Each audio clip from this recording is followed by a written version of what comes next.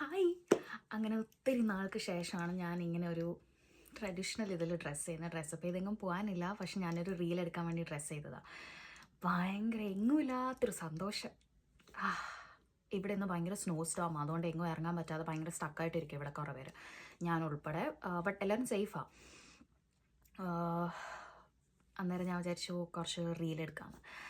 ആ പാട്ട് കേട്ട സമയം തൊട്ട് എനിക്ക് ആ റീൽ എടുക്കണമെന്നുണ്ടായിരുന്നു. ചിലപ്പോൾ ആ റീല് നിങ്ങൾ ഓൾറെഡി കണ്ടിട്ടുണ്ടാകും, അത് കഴിഞ്ഞിട്ടാവും ഞാനിത് ഇടുന്നത്. പക്ഷേ ഇന്ന് എനിക്ക് ഇങ്ങനെ ഡ്രസ്സപ്പ് ചെയ്തപ്പോൾ കിട്ടിയപ്പോൾ ഒരു ഡ്രസ്സപ്പ് ചെയ്തപ്പോൾ കിട്ടിയ ഒരു സന്തോഷം അറിയിക്കാനാണ് ഞാനിവിടെ വന്നത്. എൻ്റെ ഈ മുല്ലപ്പൂ ആരും കാണാതെ പോലെ, ഇതൊരു ഫേക്ക് മുല്ലപ്പൂവാണ്. ഇത് ഞാൻ നാട്ടിൽ നിന്ന് കൊണ്ടുവന്നതാണ്, ഇങ്ങനെ കെട്ടി വെക്കുന്നത്. പക്ഷേ ഇന്ന് വരെ ഞാൻ യൂസ് ചെയ്തിട്ടില്ല, കാരണം ഞാനിവിടെ ഒരു അങ്ങനത്തെ സൗത്ത് ഇന്ത്യൻ പരിപാടികൾക്കും പോയിട്ടില്ല. പക്ഷേ ഇതും ഇരുന്നിരുന്ന് മരിച്ചുപോയി. പിന്നെ ഞാനൊരു അഡ്ജസ്റ്റ്മെൻറ്റിൽ വെച്ചേക്കുക. ഇതൊന്നും കാണത്തില്ല എൻ്റെ വീഡിയോയിൽ, അപ്പം ഞാൻ ഇങ്ങനെ വന്നൊന്ന് കാണിക്കണ്ടേ, അങ്ങനെ വിചാരിച്ചു വന്നതാണ്. ഓക്കെ, അപ്പം ഞാൻ വിചാരിച്ചു നമ്മളെപ്പോഴും ഇങ്ങനെ ലോ ആയിട്ടിരിക്കുമ്പം ഇങ്ങനെ ഡ്രസ്സപ്പ് ചെയ്താൽ മതി, നമ്മളപ്പോൾ സെറ്റാവും.